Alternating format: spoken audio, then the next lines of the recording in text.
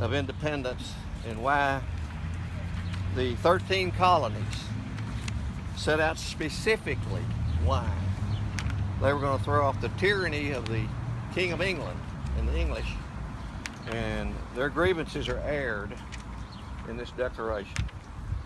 I'll read the first two paragraphs, and Gerald, you can go number 3 and 4, 5, and 6, and we'll just go on around if that's okay with everybody. And if you don't want to read, you don't have to, certainly, and let us know.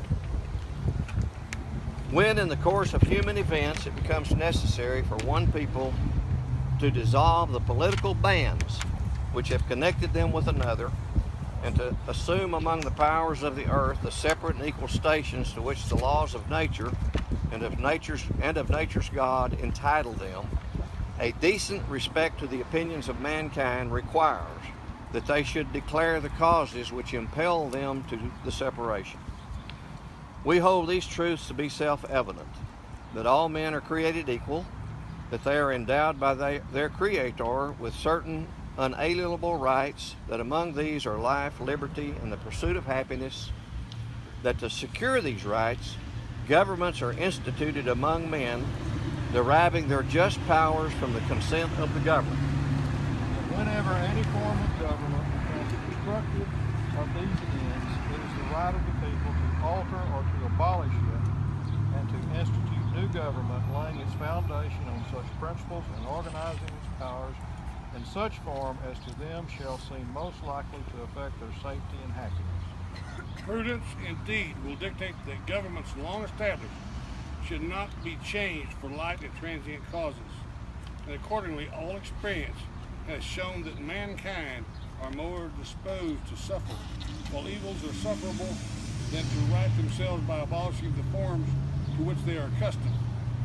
But when a long train of abuses and usurpations, pursuing invariably the same object, evinces a design to reduce them under absolute despotism, it is their right, it is their duty to throw off such government and to provide new guards for their future security.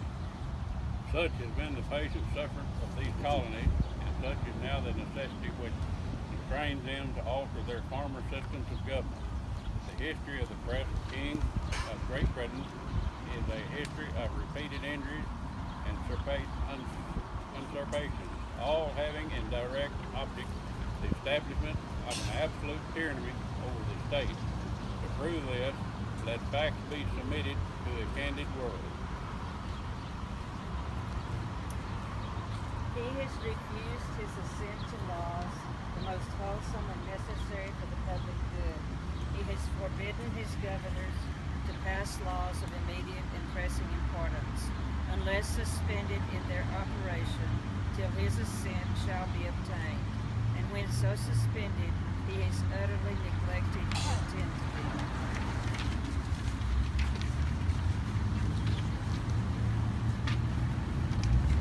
He has refused to pass other laws for the accommodation of large districts of people unless those people would relinquish the right of representatives in the legislature, a right inseparable to them and conformable to tyrannies only. He has called together legislature bodies at places unusual, uncomfortable, and distant from the positive record, for the sole purpose of fatiguing them into compliance with his measures. He has dissolved representative houses repeatedly for opposing with manly firmness his invasions on the rights of people.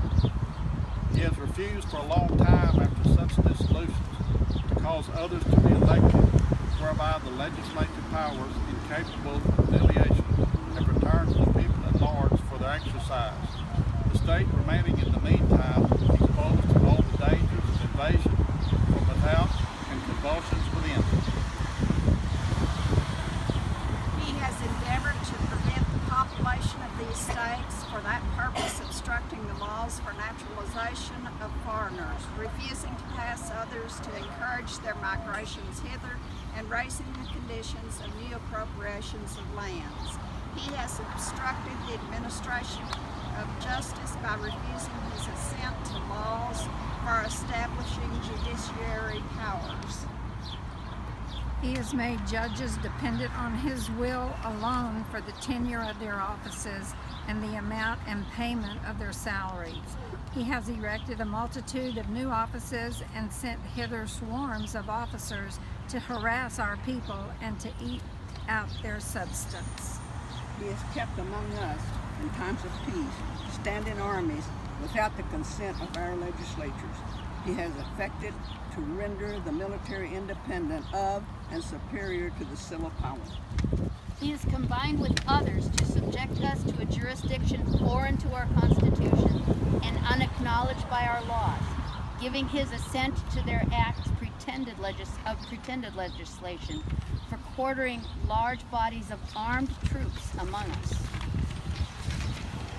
For protecting them by a mock trial from punishment for any murders which they should commit on the inhabitants of these states, for cutting off our trade with all parts of the world, for imposing taxes on us without our consent, for depriving us in many cases of the benefit of trial by jury, for transporting us beyond seas to be tried for pretended offenses, for abolishing the free system of English laws in a neighboring province, establishing therein an arbitrary government and enlarging its boundaries so as to render it at once an example and fit instrument for introducing the same absolute rule into these colonies.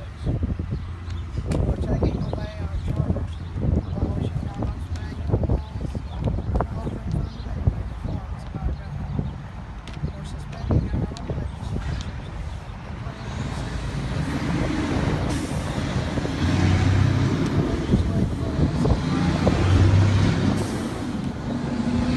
He has evicted government here by declaring us out of his protection and waging war against us. He has plundered our seas, ravaged our coast, hurt our towns, and destroyed the lives of our people.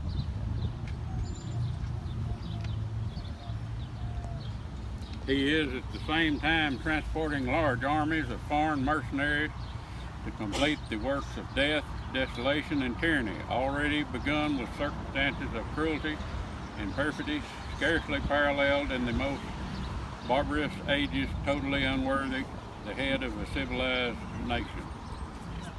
He has constrained our fellow citizens taken captive on the high seas to bear arms against their country, to become the executioners of their friends and brethren, or to fall themselves by their hands. He has excited domestic insurrections amongst us and has endeavored to bring on the inhabitants of our frontiers the merciless Indian savages, whose own rule of warfare is an undistinguished destruction of all ages, sexes, and conditions.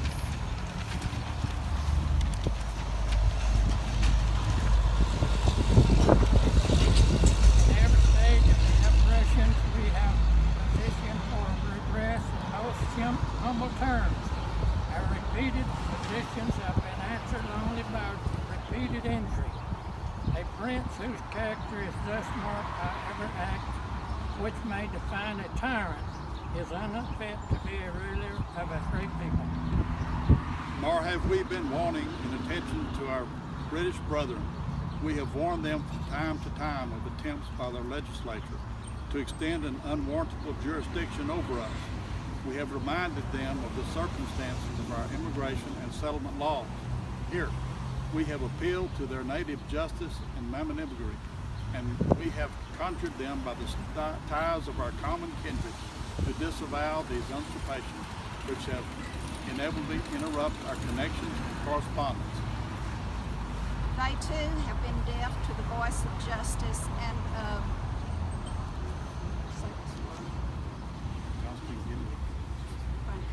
we must therefore increase in the necessity which denounces our separation and hold them as we hold the rest of mankind, enemies in war, in peace, friends.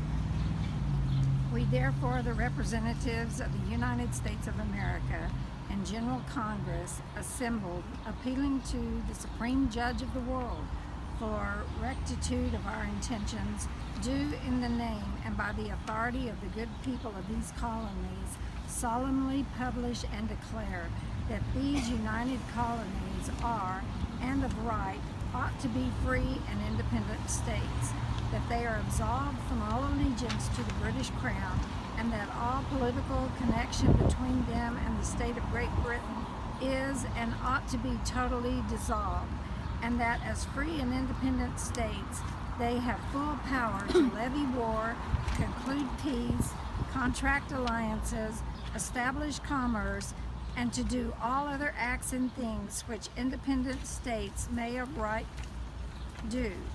And for the support of this declaration, with a firm reliance on the protection of divine providence, we mutually pledge to each of our lives, our fortunes, and our sacred honor. Georgia, Button Windmill, Lyman Hall, George Walton. North Carolina, William Hooper, Joseph Hughes, John Penn. South Carolina, Edward Rutledge, Thomas Hayward Jr., Thomas Lynch Jr., Arthur Middleton.